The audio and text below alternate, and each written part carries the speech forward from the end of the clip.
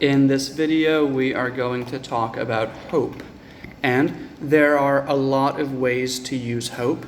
You can use hope with the past, with the present, and with the future. You can use hope with verbs, and you can use hope with adjectives. To keep this video simple, I don't want to talk about too many things. So in this video, we're going to use hope for the future using verbs. So when we use hope for the future using verbs, we use I hope that present simple tense. And that, you can use that or you can not use that. Up to you. So, I hope you have fun. Or, I hope that you have fun. Up to you. I hope that she likes the gift I bought for her. Or, I hope she likes the gift I bought for her. I hope he gets the job.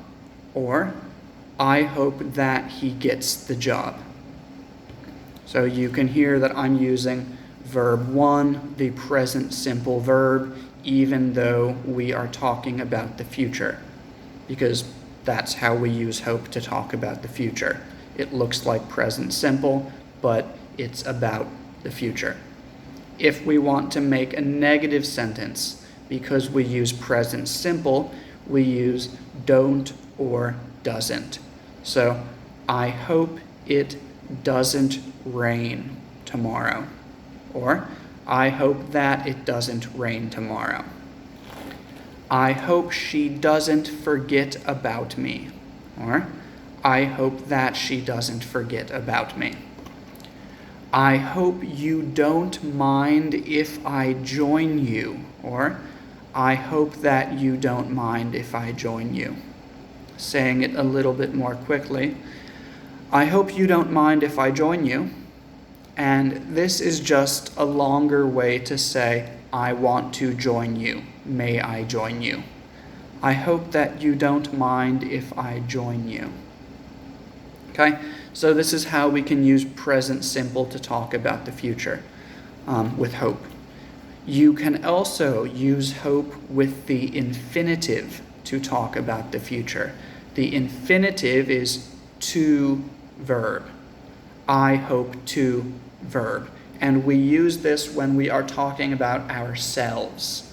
So, for example, I hope to see you again soon means I hope that I see you again soon. I hope to improve my English means I hope that I improve my English. Or I hope to travel next year means I hope that I travel next year, which means I want to travel next year. So for future, you can use hope present simple, or you can use hope infinitive.